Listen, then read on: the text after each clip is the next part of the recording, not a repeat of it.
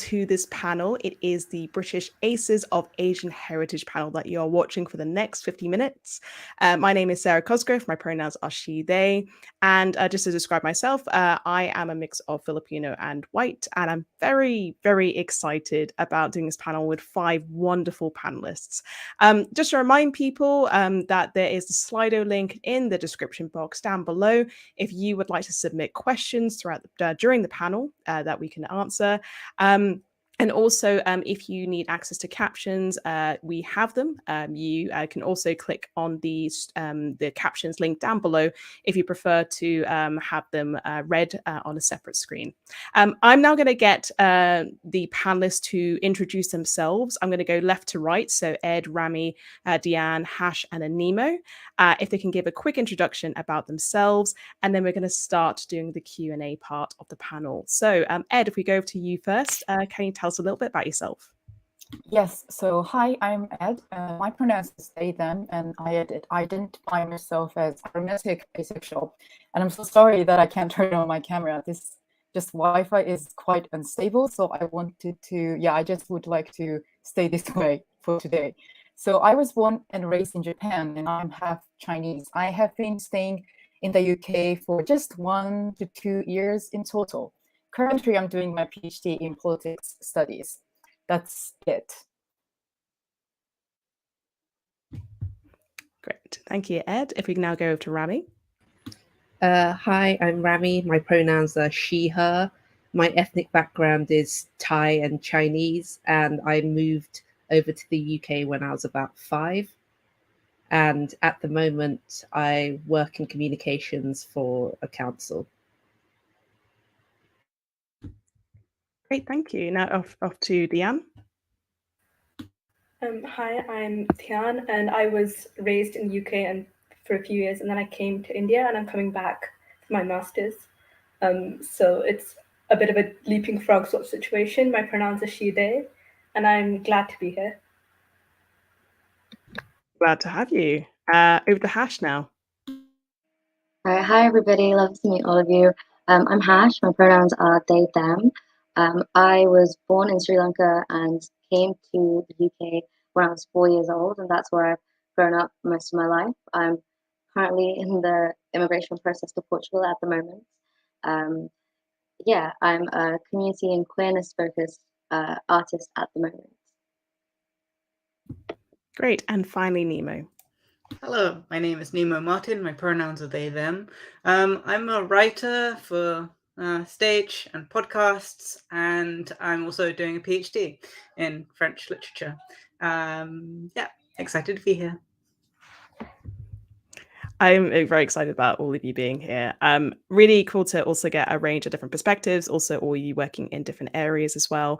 The first thing I wanted to actually get into is about comparing our different experiences. So I'm actually going to start off with yourself, Ed, because you're somebody who spent more of their adult life more of your life outside the UK and then kind of moved to the UK as an adult rather than growing up here. And I was just wondering if you could just tell us about how you found your experiences, so growing up in Japan and then moving to the UK, and how you think that might differ from, let's say, somebody who grew up in the UK?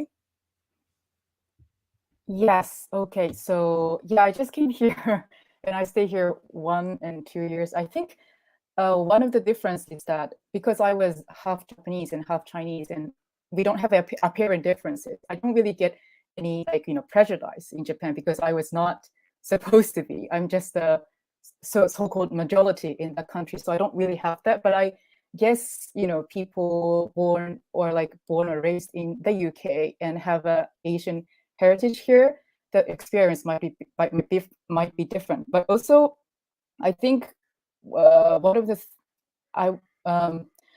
not privileges, but because Japan is quite. They say they are very generous to queer people, LGBT, queer people. But the thing is, we don't really have resources or role models in Japan. So I think people born and raised in the UK, even though they have different heritages, they might have resources in queer studies or queerness because it's in English. So I think that's the difference I am feeling right now. That's really interesting. Did anybody else from the panel wanted to add to that, just from somebody who maybe grown up in the UK? Nemo, I know for yourself, you're Japanese as well, but you grew up in the UK. Yeah, I completely forgot to mention that in my introduction. Yes, I am British Japanese, and I'm also mixed race. I'm white British and Japanese. And I just thought it was really interesting thinking about that, because one of the first times that I was really considering my asexuality was watching the anime One Piece. And Luffy, the main character, I mean, don't use the word asexual, but there is a character whose like power in One Piece is like she can make anyone who is like sexually attracted to her turn to stone. And Luffy is like the only character who is immune to this ability of hers. And it's like very much kind of like, yeah, he's just asexual. He doesn't have sexual attraction to anyone. And when I was a kid, obviously it's a bit retrospective now because I'm looking back on it, and I was like, wow, that was such a great episode for me. And I still remember it to this day. But when I was watching it, I was like, oh, that's really cool that is a thing, and like not knowing what asexuality was. So interestingly, even though I did grow up in the UK, never grew up in Japan, it was a piece of Japanese media that was the first time I saw asexuality as something that was possible. But then I do agree that like a lot of queer studies, I mean, the concept of asexuality, I do often think what my life would have been like as a non-binary person and as a asexual person if I grew up in Japan without so much of the like language. A lot of queer language is remains in English, even if it's sort of transliterated into Japanese. So yeah. Yeah, that's really interesting. Just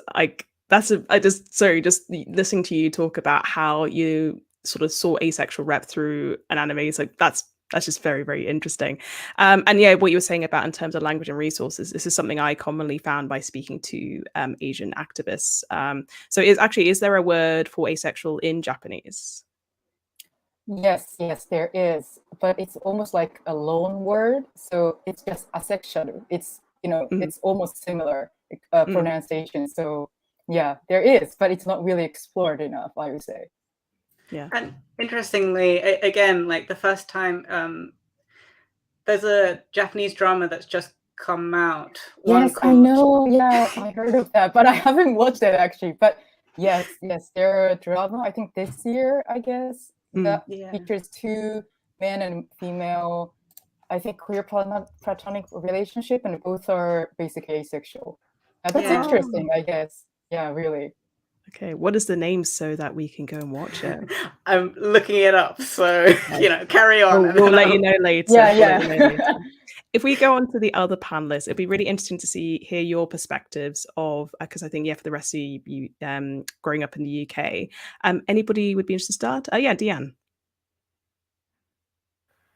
I think one thing that I noticed, I was talking to one of my friends just before I came here, in the sense that until the age of 13, 14, I was in the UK. Then I was here for my more formative years, and now I'm going back for my master's.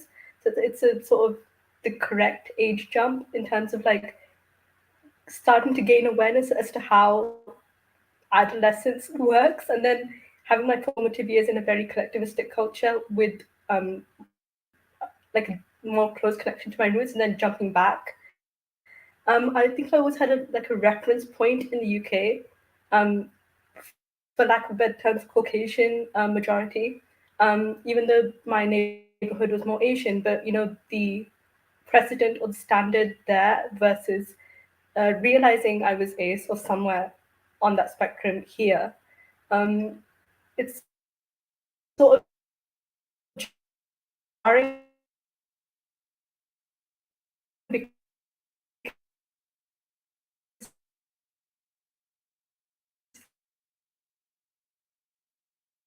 you can't, like, from a young age, it was a bit strange. Oh, Deanna, I'm afraid that your sound is breaking up on us a little bit. I'm not sure if you could quite hear us. Now Nemo in a it might be.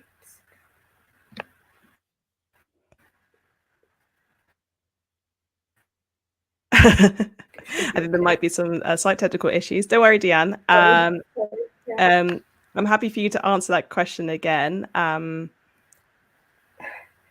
If you are you just still with us? Sort of short run of that was that.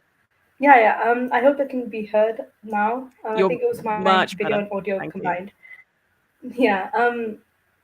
So it's just the realization timings and having a metric in the UK versus your formative years being in India. I think that sort of back and forth comparison is sort of damaging, but also it helps a multi-perspective analysis of yourself in a strange way. So I understood both of what Ed and Nemo were saying, but in a middle ground sort of sense. So that's my contribution to this question.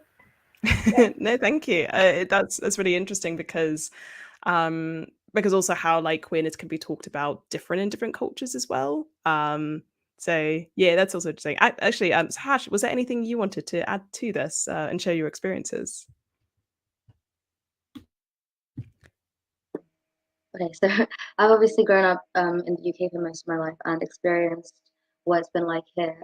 I think there is like a lot more representation nowadays, and it's easier for children who are much younger to get this language.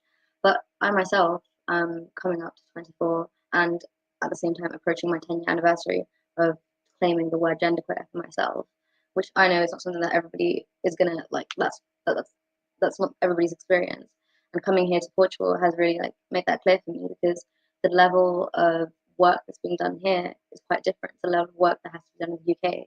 Because here I'm seeing like the adverts that we see that are trying to raise awareness for queer issues are starting with things that seem as simple as to me as something like language. So it's starting with things like what a singular word is like queer and what that means because that's not as known. And in truth, like not having that language is really hard. I am trying to learn Portuguese, and they don't have like everything is very very gendered here. If you want to say anything, you've got to choose a gender to speak in, which is just I'm quite stumped here, and there's a large community of queer people who are also equally as stumped and trying to create a new language. I'm also trying to build connections with people of my culture, my people back home, as somebody who was separated quite early from my people and struggling because that language isn't there. And as much as I want to, build community with people like me and not feel like I'm leaving my community behind or that queerness is like a Western philosophy, because there is no language for us to connect over, it does feel isolating for people on both sides, both being in the UK and for people who are back in Sri Lanka or in their own countries.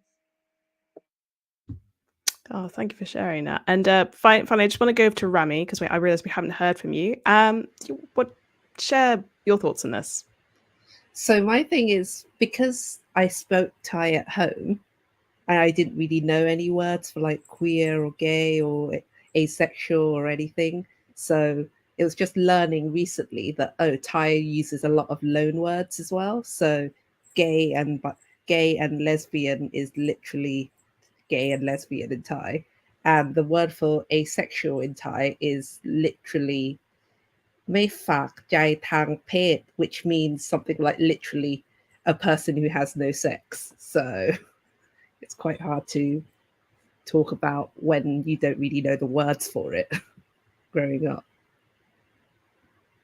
This is really interesting how much of this conversation has been around language, actually, because that was like a common thing I found by speaking to other Asian activists. So in Filipino culture, there's the word bakla, but that doesn't translate neatly into Western context either. Like you can't, it feels forcing it to as well. And the meaning has changed over time. But I've had family members who would overhear so my cousin's overhearing family members saying, oh, is that person bakla? Because it's also been used in a derogatory way as well, but it's also used by the community. So the closest thing I have to that word is queer, but I don't even know if that is an accurate translation as well. Yeah. And as you're saying, I just think about the things that you're saying, Hash, about it being in those different contexts. Yeah, that's sort of what I was thinking of as well. Thank you all so much for that. I also believe that we have the title to the Japanese series that was mentioned. Do you want to share that with us? It's called Koisenu Futari, which means two people who don't fall in love. So yeah. And it was kind of cute because there was another drama called Cherry Magic last year, which was about a gay couple. But in the background, one of the men thinks that a girl who works in his office has a crush on him.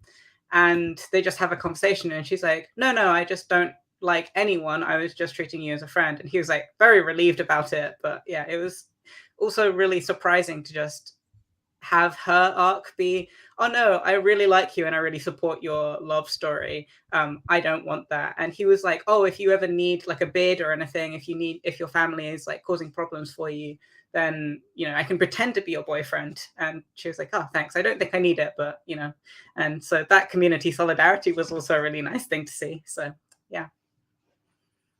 Cool. Thank you so much for finding that for us. It's always good to find more ace rep and yeah, especially in different cultures as well. Yeah. I'm going to move on to our next question. It was really good to have like a kind of start sort of setting the scene a bit about talking about your different experiences where you grew up. And the next thing I wanted to ask about is, do you find it difficult to talk about being ace? One of the things that I found in there was a survey done published in 2018, a UK government survey, which showed that in comparison to any other sexual orientation, aces are least likely to be out to family, to friends, colleagues, and also to medical professionals. So just wondering, do you find it difficult to talk about being ace in different contexts, whether it's friends, families, peers, and so on? Would anybody like to answer this question? Yes, Rami, go ahead. So for me, a lot of the demographic forms at the moment still don't include like asexual is the orientation. So even where I'm working now in the council, it has like all the different orientations. But then my only other option was to select prefer not to say, because I wasn't heterosexual, but I also wasn't gay, lesbian, transgender, or bisexual. So it's hard to talk about it when it doesn't exist. Absolutely. I actually had an experience of this last night at a wedding where I mentioned to somebody about being LGBT and they said, well, which letter are you? I'm like, oh, well, I'm kind of not one of those letters either. There's actually more. And he was like, there's more. And having to explain that, it is really difficult. And he felt bad. He said, oh, I'm sorry about my ignorance. I'm like, well, actually, it's understandable. Why? Because it's not something that's necessarily very well talked about. I'm going to go to you, Hash. How do you find talking about your asexuality? So I think I'm quite talkative generally about my queerness and my gender. Aceness was one of the first things I tried to talk about. It was one of my earliest experiences and one of the earliest labels that I was able to embrace. But it was one of the first identities to teach me quite early on that it's not always great to open up about it, because aces in particular, there was a few like predictable responses, like either nobody needs to know about that, or why are you talking about that, nobody cares, or if especially in a medical context, like why would we be not willing to share that with medical professionals? Well, because for some reason they seem to think that that's a symptom of anything, especially if you are experiencing anything else at the same time. They'll always think that's something to be worked on, to be fixed, which is just a frustration. And it's not always worth sharing something like this. I find that if I'm trying to talk about aceness rather than focusing on sexuality, I end up having to talk about philosophy or experience or thoughts outside of it, which I don't mind. But it is true that it is hard to upfrontly just talk about the core of what's going on. So it's kind of like you're going around the edges, but not. Yeah, I see. Ed, what are your thoughts on this? Yeah, my short answer is the same. It's quite difficult. I think the only space I can really talk about asexuality is, online and in English. I think it's also related to language. I think I can't really talk in Japanese to Japanese people, so that's extra hard for me to speak in Japanese. But yeah, that's what I'm thinking. Because that's the other thing I always picked up from Asian activists, is that the resources and the access to like spaces will tend to be very English dominated, but that can also come with its own drawbacks. Is that something you've also found for yourself, Ed, by feeling like, well, I can speak in English and that means I get access to these things, but are there drawbacks to that for yourself? Yeah.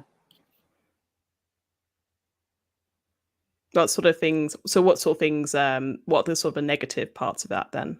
Oh yeah. So the thing is, I can't really share what I think, because it's in English. So I have to, like, there is a huge background to it. Like, it's not just translation, translate from English to Japanese, but there's a huge like knowledge or background to that, like specific term or specific concept. So I just stopped thinking at the point when I speak Japanese. I'm like I can't speak anymore. So it's just too hard to really like, explain it in Japanese, I would say. Okay, thank you. Nemo, I'll come over to you. I presented my research yesterday at the ACE in Humanities, and I was thinking about this the other day, about how I find it so much easier to talk about asexuality when it's depersonalized from me into like what my research is. And I felt that like, I can talk about these characters and I can talk about aspects of asexuality. I guess it's a different form of English, like even if it's not Japanese versus English, even in different versions of English where it is like academic English. And I was looking into these things, and my research for part of my PhD is about masculinity and asexuality. And one thing that like, I guess I don't really have, I feel conflicted about, I guess, talking about is that I'm also non-binary and I'm on testosterone. And one thing that's said about testosterone is that it increases your libido, right? And so like if you ever start hormone treatment like that, you will have doctors saying you will get increased like sex drive and desire. And I was like really conflicted about that, because I was like, does that fundamentally change the idea of who I am as an asexual person? Like is my asexuality bound up in the fact that I was assigned female at birth and didn't have certain hormones? And I guess that's something that I didn't really want to talk about with other asexual people as well, or even other non-binary people, because I guess it's all very personal. And also there's loads of things about like, well, that's inherently sexualizing people, or implying that people who have testosterone are inherently more sexual than people who only have estrogen and stuff like that. And so there's all these like complex things. And I'm like, it's so hard to, I guess it's in line with like medicalizing asexuality. And so it always feels so uncomfortable when you're like, oh, maybe I'm only this way because of this cocktail of things that's going into my body and stuff like that. So I think it's because it's so like hard to describe without being really candid about your like sexual activity, and everyone is so individual. Whereas something like, oh, I'm gay or lesbian or bisexual, it has a shorthand, I guess, and you don't need to go so personal, is my personal take on it. That's quite similar to my experience. And also it's interesting to see parallels between what you're saying and what disabled aces talk about as well. Yeah. Hash, did you want to, I see you might want to add to something that Nemo just said. You're currently muted though. Oops. Just really quickly. Obviously, a lot of sexualities get the same question, like, what makes you the way you are? Can you justify this? Or is there a reason that makes you the way you are? Especially with aces, I see a lot of people, especially saying like, oh, how do you know if you're asexual at 13? Because maybe you just haven't gone through puberty yet.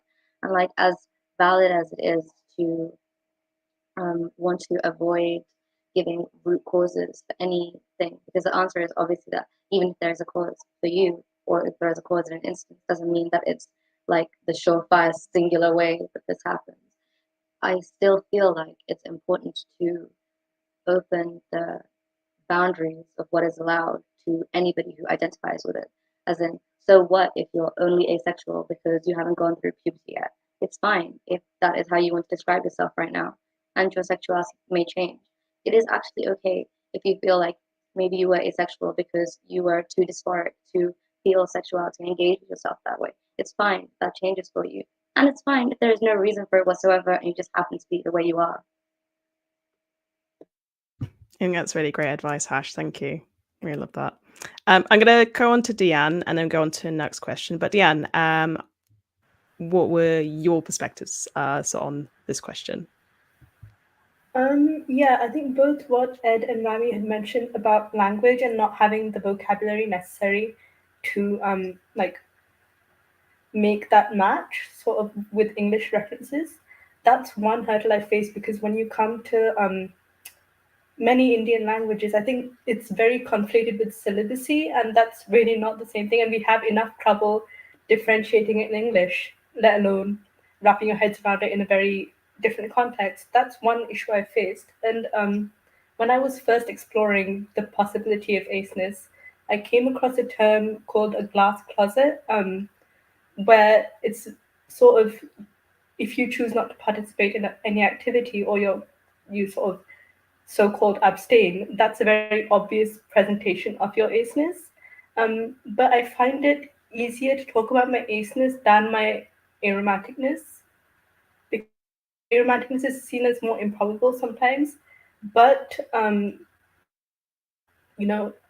the idea of not doing anything is like more acceptable than not dating, for example, if that applies. So it's a very step-by-step procedure, like how is this person reacting to point X instead of point Y. So it's a part disclosure sort of thing, unless you find a few people who accept the entire thing. So, but I've always seen it go hand in hand, which is you can't separate the two. Sometimes you have to. So it's been a bit tricky so far.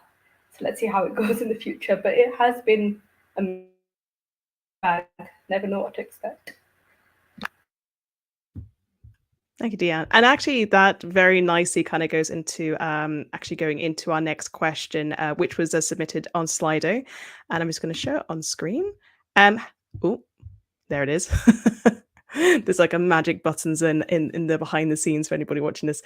Have you noticed different patterns of how people misunderstand aspec people and gender of any kind in Asian versus non-Asian cultural spaces, which I thought led on really nicely, because Deanna you were talking about like how asexuality could be understood as celibacy. So there was a very nice link over. I'm going to start off with you, Nemo.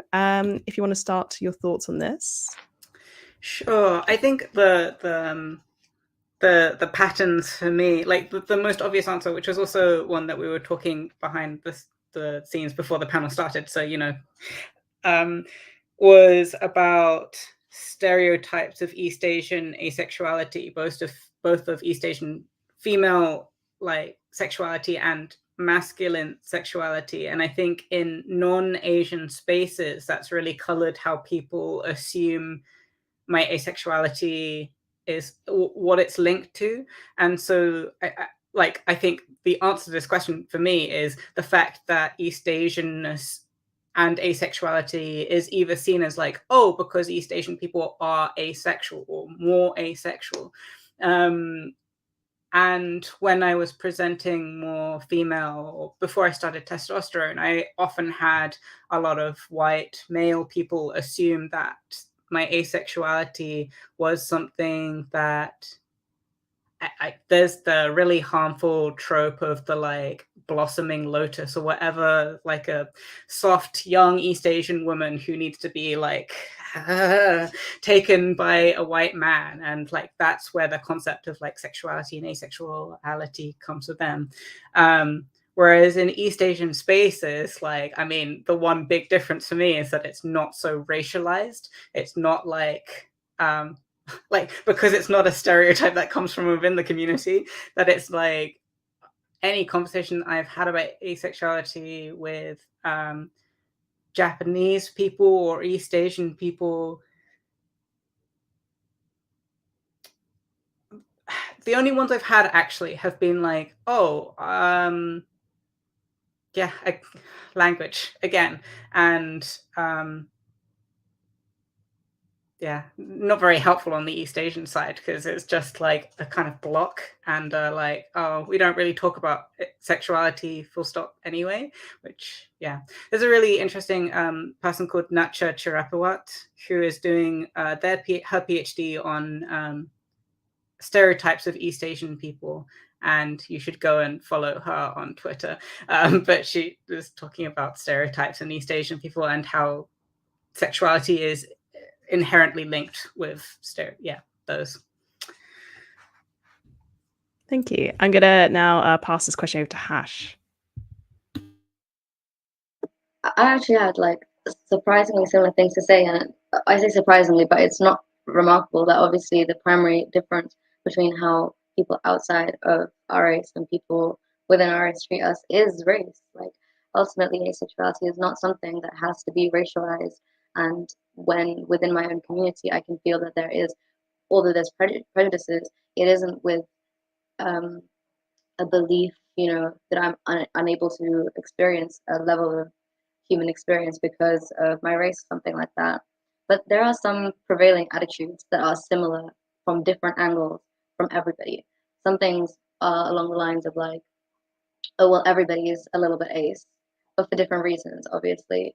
I feel like, at least in my community, I was raised very Buddhist, and my country is very Buddhist. The idea of sexual misconduct is something that is, taught very early on, but not necessarily just through the idea of consent, just the idea of lavishly being too sexual or enjoying sexuality too much. There, I feel like there is almost an idea that being asexual is a way to practice piety or to practice being a good child or to be focused on education, in which case it can be hard to get through that it's not a choice and it's not a moral virtue. I am just not experiencing life the same way that you are. But then from the Western perspective, everybody's a little asexual is from the idea that like something will fix me one day, that there is a soulmate somewhere for everybody. And, at some point that perspective of, everybody has sex, everybody has a romantic partner will prevail and I'll find somebody. That's really interesting. It's yeah. I'd be interested to hear, Deanne, what are your thoughts on this question as well? Borrowing from both Nemo and Hash, the points you guys raised were amazing because I was thinking about it in the sense that in South Asian culture, or I would say specifically Desi and more specifically Indian, because they're all very different aspects. There's a Venn diagram of sorts, but what I want to get at is like sexual activity sort of is very closely tied to marriage and family making or creating a family. And it's only recently changing. This is my personal belief. I don't speak for the entire community, but dating isn't very highly encouraged, or it's like, stay in one lane, don't get distracted, that sort of thing. And then suddenly, early 20s, it's like, okay, marriage discussions and the expectation that you're going to build a family. And then more so for women, I suppose, like non-binary trans is just another field to explore. But even for women and men, there's certain things in the binary itself. And again, celibacy is sort of praised and seen as divine, weirdly, but also it's so much about like togetherness and family and being alone. Also, it's like it's a big mixture, and I find that very strange. And as Hash mentioned, there's like two perspectives that you're looking at, and like a little ace is something that always bothers me because that's not how the stuff works. But at my age, it's like sort of separating. I'm doing like, cherry picking sort of with what agrees with me and being like, it's still my culture, but I'm not necessarily going to sit in this one box that you're telling me to sit in because it may be wrong, it may be right, but it's ultimately my choice. And there has to be change. It has to start somewhere. So, why not start with myself? But it's very hard to break out of and be like, okay, this is not the path for everyone, even if it works for some people. But it's an ongoing journey, I'd say. Thank you. Before we move on to the next question, I just wanted to check with Ed and Rami whether either of you wanted to add to this. You don't have to. We can move on to the next question if you wish. Yeah, I'm happy to move on to the next question. Cool. Okay. So the next question that we have, I'm going to get rid of that, is have you noticed any differences in different age ranges when it comes to attitudes about asexuality in your communities? Does anybody would like to start this?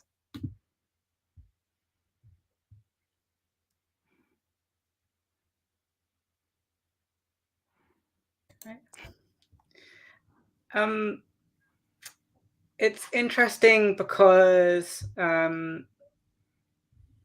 like the first thing that came into my head was like my white side of the family, which I guess kind of ties into the last question as well, of like different communities. And my parents were both very rebellious. I have a white dad and a Japanese mom, and my Japanese mom was very into hard rock, rock and roll, surfing.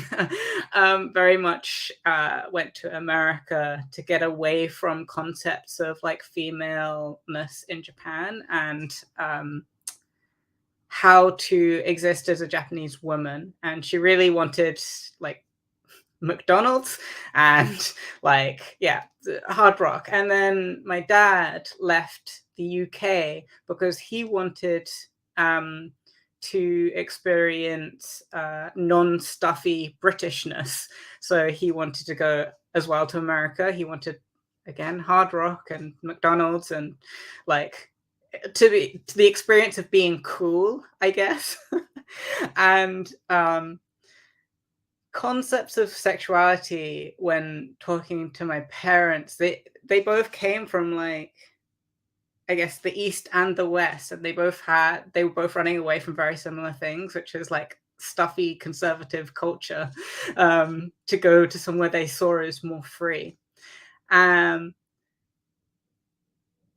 Whereas both of their parents, I guess when you talk to a grandchild rather than when you talk to a child, you are more free about talking about things. When I've talked to both of my grandparents, they don't really give a shit what asexuality is, and in fact are more like, it's that weird thing of like, they're more in favor of it because to them it's like a conservative attitude. It's like, oh great, you're not having sex with loads of people, so like that's a good thing.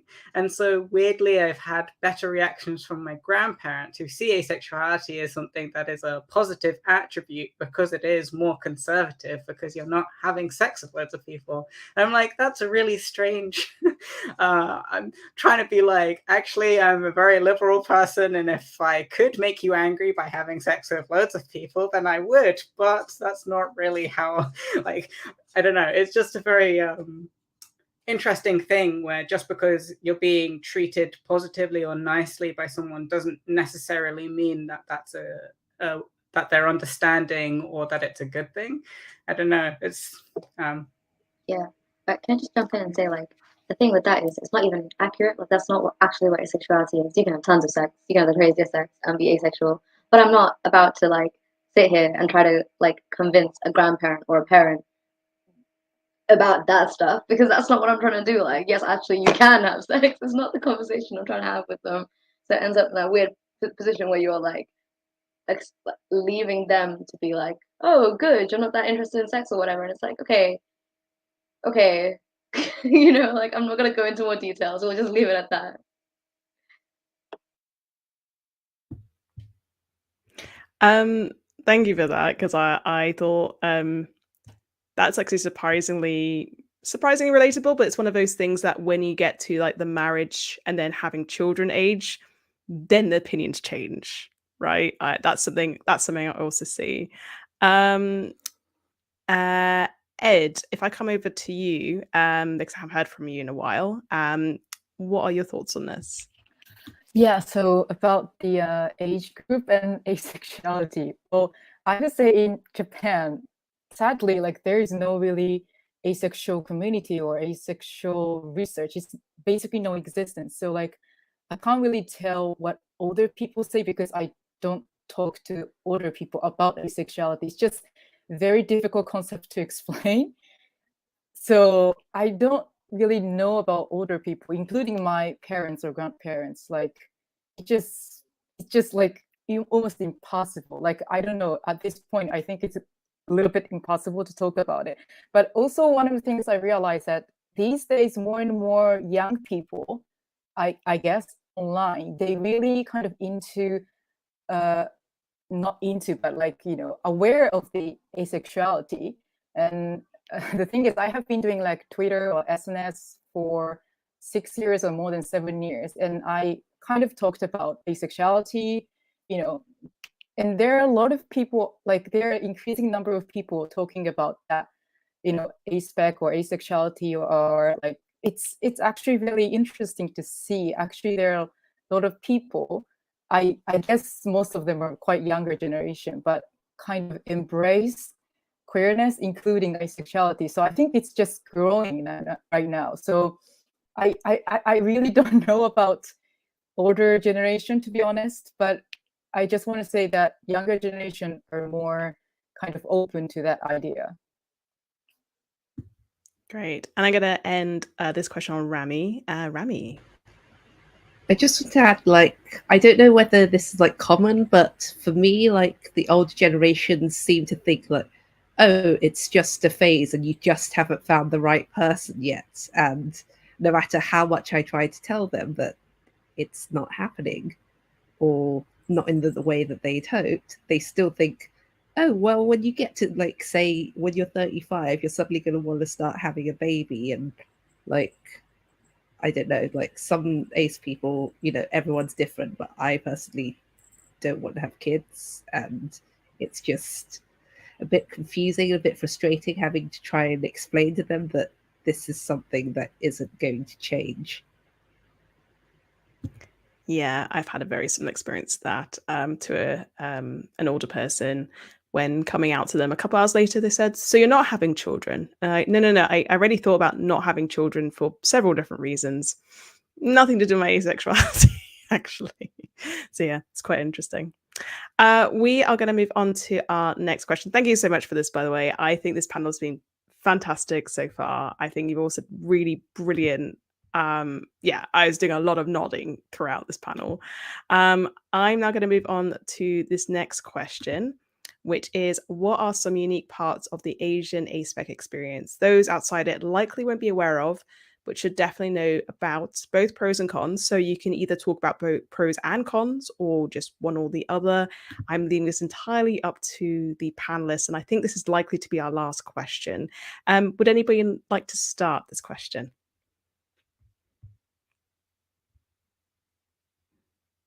Deanne, go ahead.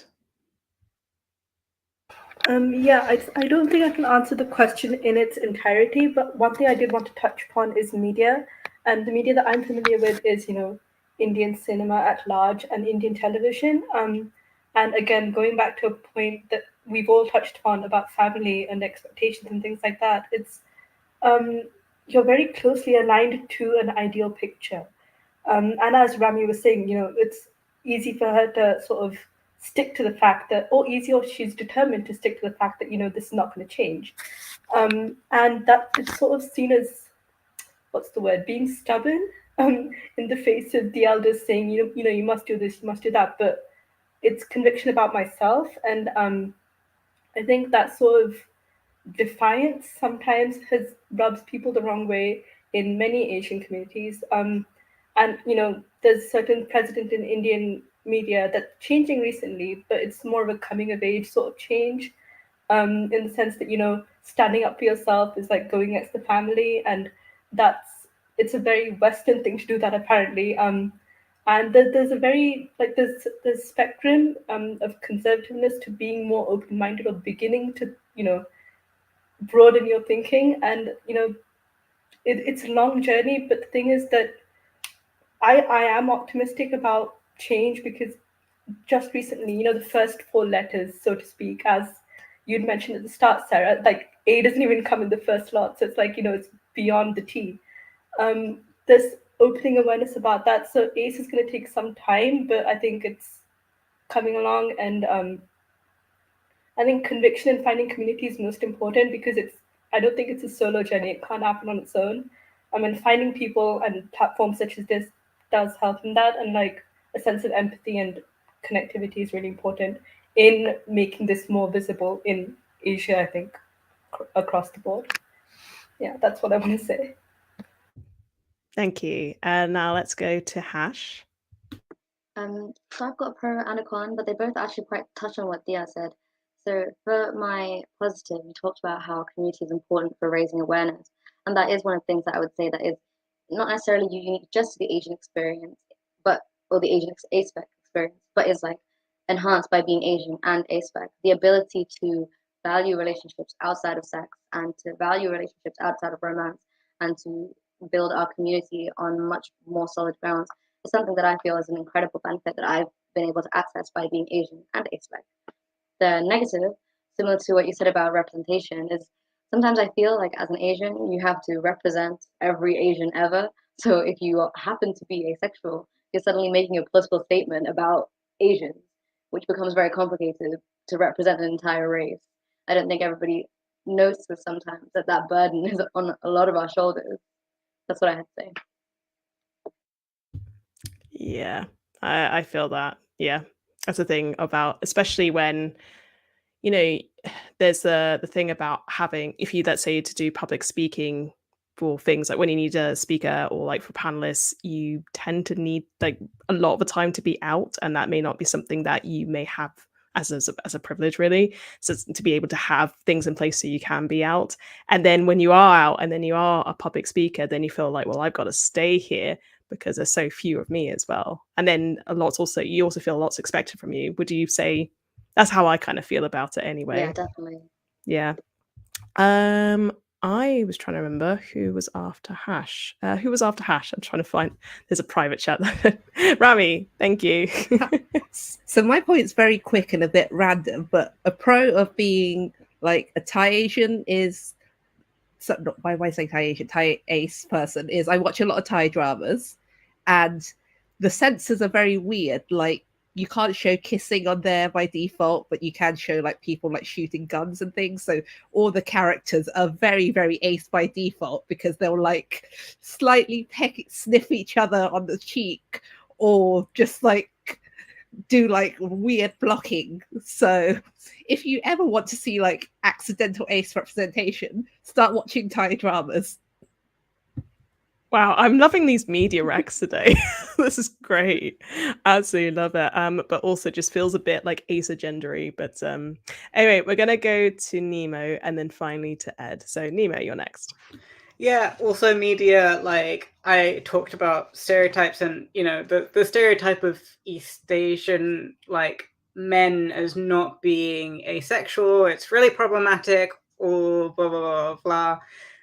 But it's also quite nice because I do see myself quite often in being an asexual, like masculine East Asian person. It's like, wow, there's a lot more representation for representation. It's accidental. Well, it's on purpose, but for a different reason. But I guess I can co-opt it into my own mentality to be like, actually, there's all of these like East Asian, like asexual people, and that's great for me. Sucks for other East Asian masculine people who are allosexual. Someone's got to benefit. Someone's got to benefit. Exactly, yeah. So I get to reap the reward of loads of racism and stuff. So you heard it here first. Racism woo.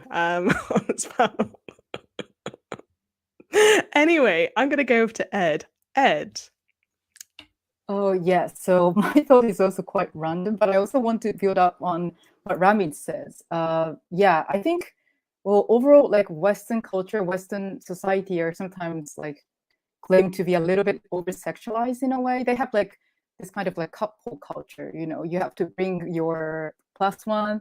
And I also met like a lot of people from like Western country that they had a like great pressure to date someone when you're a teenager, whereas in Japan I don't really think that's a pressure.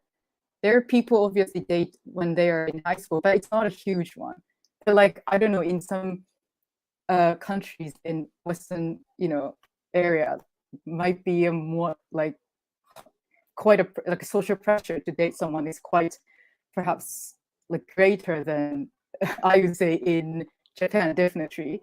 So also one, yeah, I think there has been mention about the like acceptable age for dating. So, you know, we should, dating is not really encouraged when you're teenagers because you're supposed to study a lot rather than because like dating is just one of the stupid things. Perhaps that's what some Japanese people think or Asian people think perhaps. So, well, what I want to say is that you know, those idea is very relative. So expectation to date someone or expectation to love someone is really depends on the cultural backgrounds or cultural context. And well, obviously asexuality doesn't mean being a single, but I sometimes feel comfortable being alone or single in Japan compared to in Japan, because there are a lot of places, you can be just alone, you can be just single.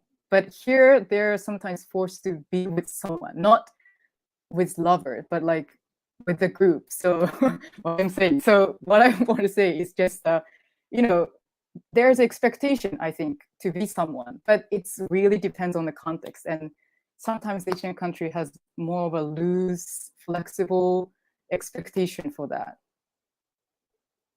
It's really interesting to kind of see like what you say about allonormativity and how it can manifest itself. Well, how it could be different in different cultures and that. Yeah, I think that's really interesting. Anyway, I'm afraid, panelists, I'm very sad to say that is the end of our time.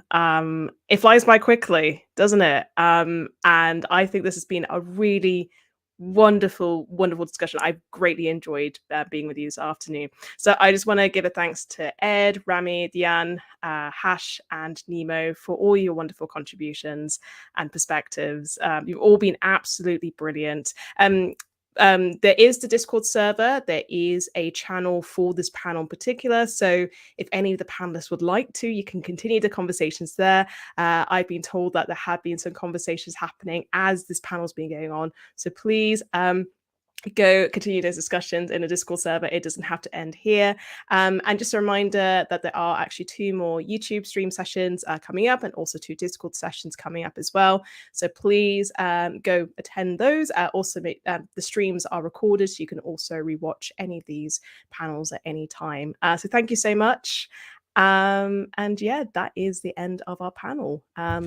Thanks for hosting, Sarah. Amazing host, Sarah. That way.